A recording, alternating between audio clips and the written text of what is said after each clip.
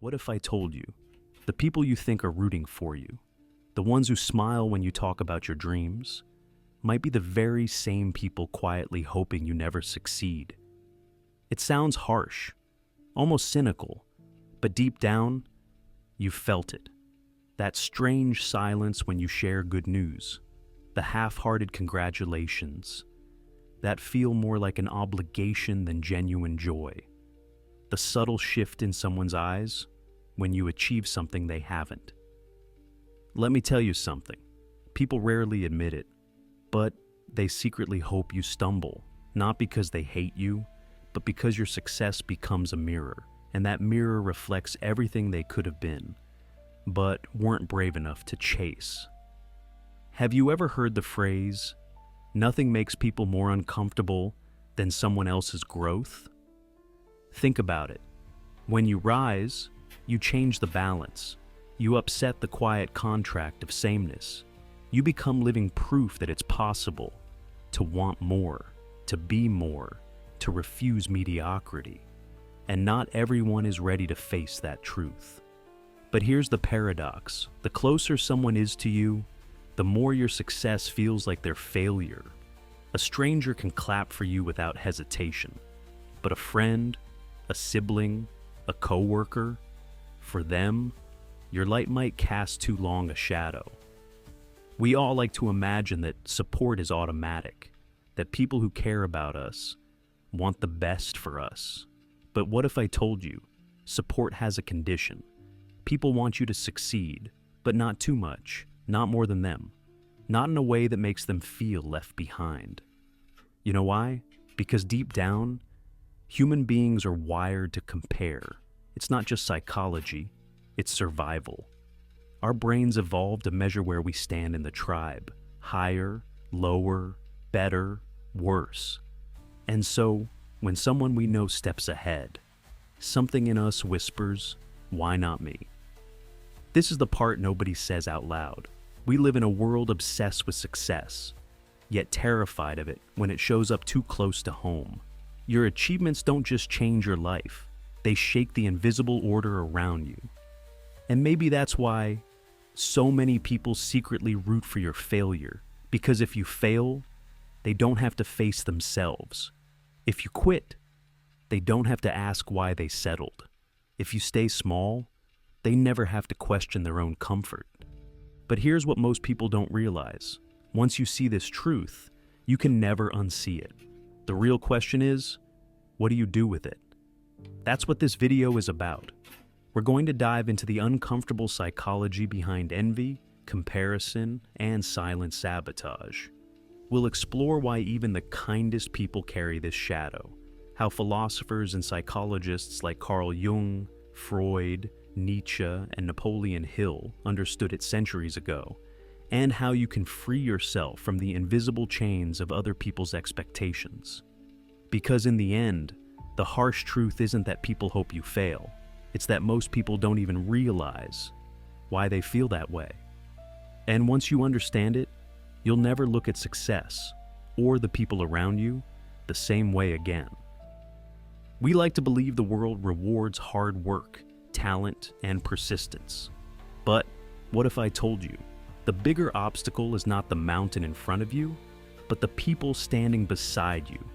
Carl Jung once said that. The shadow is that hidden, repressed part of ourselves we refuse to acknowledge. And when it comes to envy, that shadow often slips out in quiet, subtle ways. A sarcastic comment disguised as a joke, a delayed response to your good news, an uncomfortable silence when you share your vision. Most people don't think of themselves as jealous or resentful, but envy doesn't show up as a confession. It hides, like smoke, filling the room without anyone pointing to where the fire is. Here's the hidden truth. Your growth threatens the identity of those around you. Freud argued that human beings are not just rational creatures. We are driven by unconscious impulses, the hunger for validation, the fear of inadequacy, the terror of being left behind.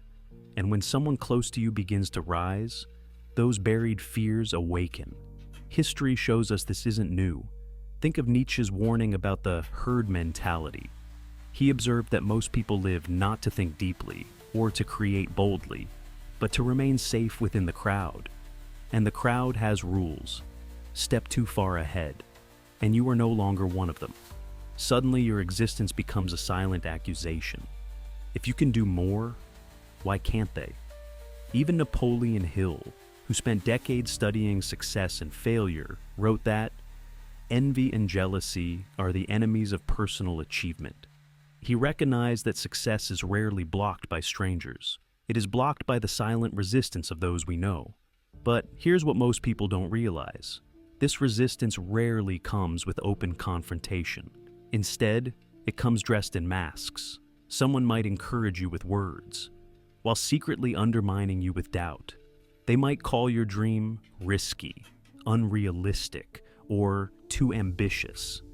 Not because it is, but because it makes them uncomfortable. Have you ever noticed how people cheer the underdog, but grow quiet when that underdog actually wins? That's the paradox. We love potential, but we fear transformation. Because potential makes everyone feel safe, it's just a dream. But success is dangerous, because success makes the dream real, and in everyday life, you see it everywhere. The coworker who pretends to forget your promotion, the friend who suddenly stops calling when you start your own business, the relative who shifts the subject when you share your progress. These aren't accidents. They're symptoms of a deeper psychological truth. People are more comfortable with you struggling than with you rising, because your struggle keeps them safe in their choices. Your success makes them question their own. But let me tell you something. This isn't just about jealousy. It's about identity. When you succeed, you change the role you play in other people's stories. Maybe you were the one they pitied, the one they advised, the one they measured themselves against. The moment you grow, you break that script. And not everyone is ready to rewrite their story. This is why Jung's idea of the shadow is so powerful, because it explains why people can love you, and yet, in some secret part of themselves, hope you fail. It doesn't make them evil, it makes them human. And here's the catch. The closer someone is to you, the stronger the shadow grows. Because proximity breeds comparison. A stranger's success feels distant, inspiring, but a friend's success feels personal, threatening. This is the world we live in, a world where failure is tolerated, even welcomed, but success is often resented. And the sooner you see this hidden dynamic, the sooner you understand why so many great thinkers, from Jung to Nietzsche to Hill, warned us about it. But here's the question we now have to face. If this truth is everywhere, what do we do about it? How do we live, grow, and rise in a world that quietly hopes we stumble? That's where we move next, into the deeper psychology of envy, the metaphors that explain it, and the consequences of ignoring it. What if I told you envy isn't really about you? It's about the reflection of someone else's unfulfilled potential. Psychologists often describe envy as a mirror, not the polished kind you hang in a hallway, but a distorted one. When you achieve something, people don't see your effort. They see their reflection in comparison to you. Carl Jung believed that the parts of ourselves we suppress, our doubts, our failures, our wasted chances, don't vanish. They live in what he called the shadow. And when someone near us succeeds, that shadow rises. Your success becomes a flashlight, and it shines on the parts of them they would rather keep hidden. Think about it. You tell a friend you're starting a business. Instead of being inspired, they suddenly feel guilty for not taking action on their own ideas. You post an accomplishment online. Instead of cheering, someone scrolls past with a bitter taste in their mouth. It's not because you hurt them directly, it's because your light revealed their shadow. Nietzsche warned about this very thing when he spoke of the slave morality of the herd. He argued that when people feel powerless, they create values that comfort them. They learn to call ambition arrogance. They call risk-taking foolish. They label independence selfish. In doing so, they protect themselves from the pain of comparison. But here's the part most people don't realize. Comparison is not neutral. It eats away at identity. Like water dripping against stone, it carves quiet resentment into the minds of those who feel left behind. Imagine a storm. On the surface, the rain looks harmless, just droplets hitting the ground. But underneath, roots are loosening, soil is eroding, structures are weakening. That's envy. Silent erosion. When people secretly hope you fail, they're really hoping the mirror cracks, so they don't have to face what it shows them. And the consequences of ignoring this?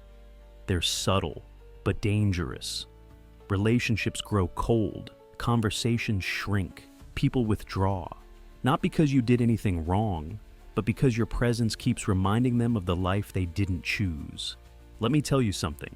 You could lower yourself, dim your light, shrink your voice, just to make others comfortable. Many people do, but the price of shrinking is heavy.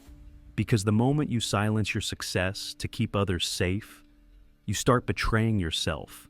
And that's where most people get stuck, torn between two prisons. The prison of living small so others can feel big, or the prison of enduring resentment because you chose to rise. The truth? Both prisons are painful, but one at least leads somewhere. That's the first harsh truth about why people secretly hope you fail. It has little to do with you, and everything to do with the reflection they see in you. Have you ever noticed how people love you as long as you stay familiar? As long as you remain predictable, comfortable, easy to place? There's an unspoken agreement in every group. We all play our roles. One person is the funny one. Another is the reliable one. Someone else is the dreamer, and you're the one they've come to expect a certain version of. But here's the problem. The moment you break that role, you break the contract. Sigmund Freud argued that much of human behavior is governed by unconscious agreements. We don't even know we've made them, but we live by them. In friendship groups, in families, even in workplaces, there's a hierarchy of identity. And when one person changes, the balance shifts. Let me give you a metaphor. Imagine a row of candles, all burning with the same small flame. Suddenly, one candle flares brighter, taller. What happens? It doesn't just shine more light, it casts longer shadows. The other flames now look smaller, weaker, and without saying a word, that brighter candle has changed the entire room. This is what happens when you grow, when you start to rise above the limits people once knew you by. You unconsciously force them to reevaluate themselves. And most people don't like that reevaluation. It's uncomfortable. It demands honesty. It threatens the illusion of sameness. That keeps everyone safe. Carl Jung's concept of individuation, the process of becoming your true self, speaks directly to this. Jung believed that growth isn't just about improving skills or earning more money. It's about stepping into an identity that was always inside you, but hidden. And when you do that, you become different. Not in a bad way, but in a way that unsettles the group who knew the old you. Think about families. Maybe you were always the quiet one or the troublemaker.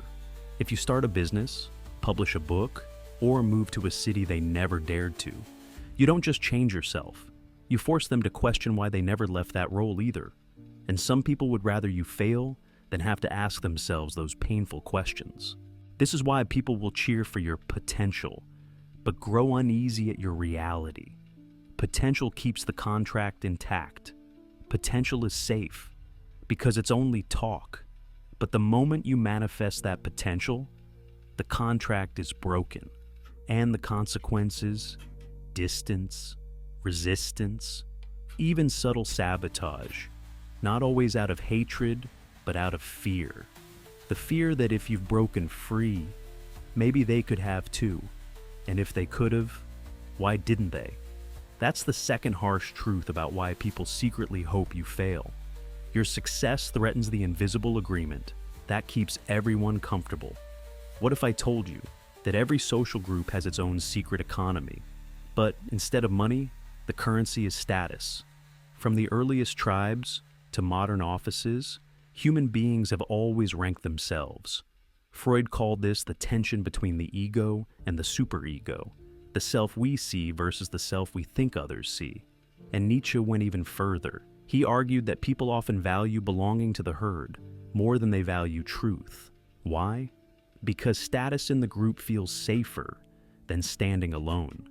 Now, here's the catch. In this hidden economy, your success feels like inflation. Suddenly, the value of everyone else's choices seems cheaper. Their excuses look thinner. Their complacency loses weight. And people don't like that.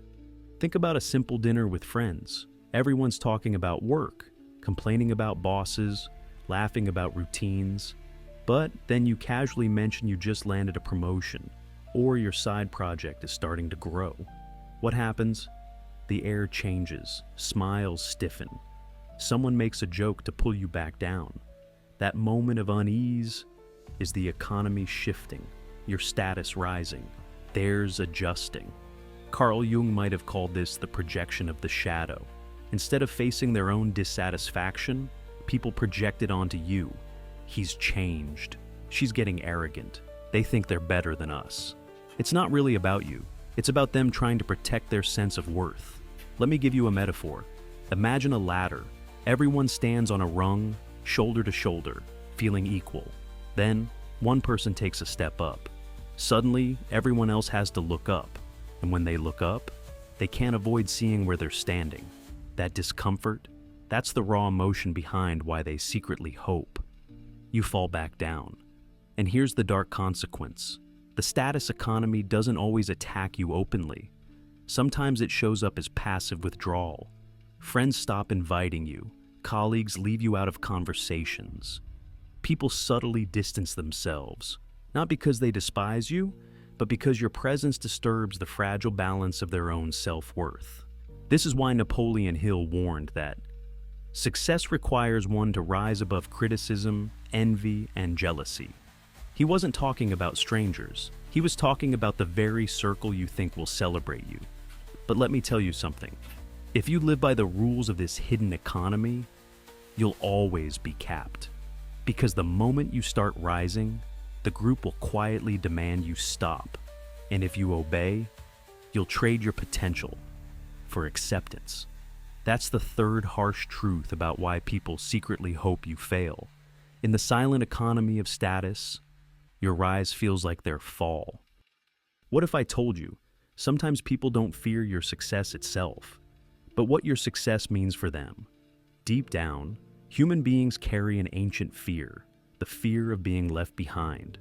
Anthropologists remind us that in tribal societies, isolation often meant death. Survival depended on belonging. And even though we live in cities now, with millions of people, that primitive fear hasn't left us. Carl Jung described this as the tension between the individual and the collective. Individuation, becoming your true self, often requires stepping away from the group. But when you step away, those still in the group feel abandoned, and abandonment breeds resentment. Think of it like this. You've always walked beside someone on the same road. You both complain about the same struggles, dream about the same someday. Then, one day, you take a different path, a harder one, uphill towards something greater. They stay on the flat road. At first, they wave, cheer, say good luck.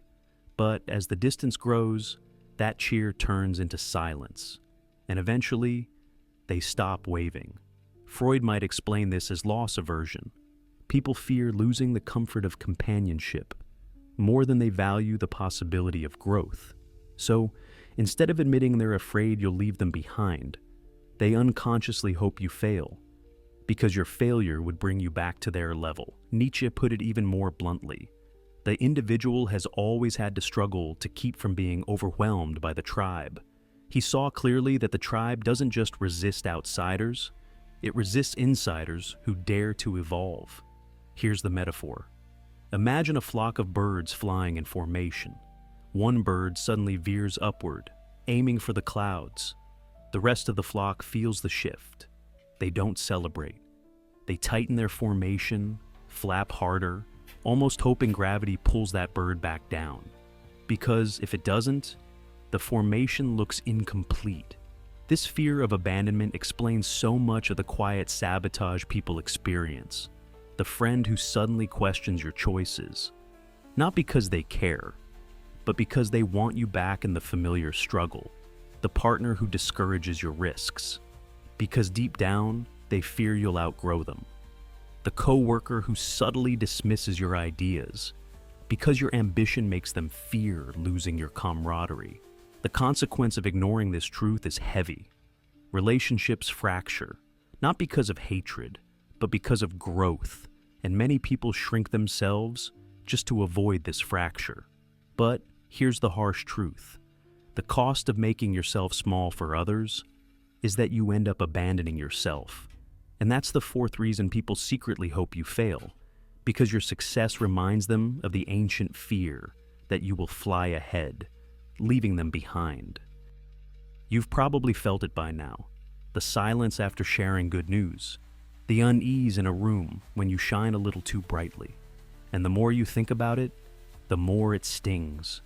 Because these aren't strangers. These are the people you trusted, the people you thought would cheer the loudest. But what if I told you? The harshest truth is this. People don't just secretly hope you fail. They need you to. Carl Jung once said, "The most terrifying thing is to accept oneself completely."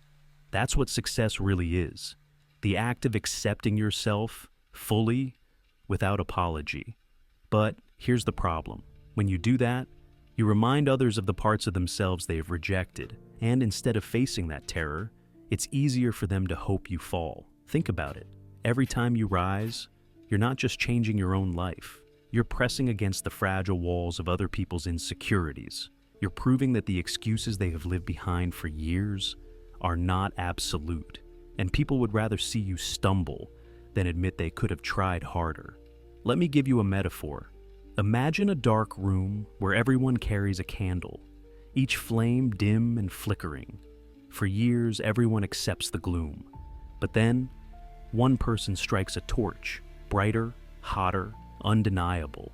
At first, people gasp in awe, but soon, the torchlight exposes the dust, the cracks, the dirt no one wanted to see. Suddenly, admiration turns to discomfort. The torchbearer is no longer a hero. They're a threat. And in whispers, people begin to hope that flame burns out. That's what it feels like to succeed in a world that hasn't dealt with its own shadows. Freud might call this the repression of desire, the dream unchased, the love unspoken, the career never risked, all of it buried deep. And when you rise, those buried things wake up in others, not as inspiration, but as ghosts of regret. And Nietzsche, he warned us long ago, the surest way to corrupt a youth is to instruct him to hold in higher esteem those who think alike than those who think differently. Success, by definition, means thinking differently. It means daring to move against the herd, and that herd, whether it's your friends, your family, or your colleagues, doesn't just fear your success. They see it as betrayal. This is why success can feel so lonely, because every step forward can feel like 2 steps away from the people you love. And loneliness is the shadow price of growth. But here's what most people never realize: the whispers against you, the envy, the subtle sabotage. None of it is really about you. It's about the unfinished battles inside of them, their shadows, their regrets, their fear of being left behind. Still, that doesn't make it hurt any less. It doesn't erase the weight of knowing that every victory might cost you a friendship, that every milestone might carve a deeper gap between you and the people you hoped would walk with you. Let me tell you something. This is the part where most people stop. They taste resistance and interpret it as a sign to quit. They feel the envy of others and think, maybe I shouldn't want this. Maybe I should shrink back. But shrinking back is not mercy. It's betrayal. Betrayal of the self you were meant to become. The climax of this truth is hard to swallow. If you want to live fully, you must accept that some will secretly hope you don't. If you want to shine, You must accept that others will pray for your light to dim. And if you want to grow, you must accept that growth always comes with distance. Yet, here lies the paradox. It is in walking this lonely road that you finally meet yourself. Because when the cheers fade and the silence grows heavy, you learn to walk with only your own footsteps. And in that silence, you realize the truth Jung hinted at. Accepting yourself completely is terrifying, but it is also freedom. So ask yourself, are you willing to carry that torch, even when others secretly wish it would burn out? Are you willing to walk uphill, even when the road empties beside you? Are you willing to face the envy, the resentment, the loneliness, for the sake of not abandoning yourself? That is the moment everything changes, the moment you decide that the whispers don't matter more than the voice inside you. And once you cross that threshold, you stop fearing their secret hope for your failure, because you understand that their hope says more about them than it ever did about you. We began with a question. What if the very people who smile at you are secretly hoping you fall?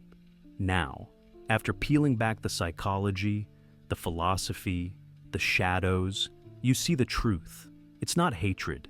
It's not even malice. It's fear. Fear of the mirror. Fear of breaking the contract of sameness. Fear of losing status. Fear of being left behind. And when you understand this, something shifts. You stop taking it personally. Because the truth is, their envy was never really about you. It was about the shadows they never faced, the choices they never made, the risks they never took. Carl Jung warned that what you resist not only persists but grows in size. When people resist their own potential, they can't help but project that resistance onto those who dare to pursue theirs. That's why success so often feels lonely, because it forces others to confront what they'd rather keep in the dark. But here's the liberation hidden inside this harsh truth. Once you know that people may secretly hope you fail, you no longer need their approval to keep going. You realize that the silence, the doubt, the subtle undermining, none of it defines you.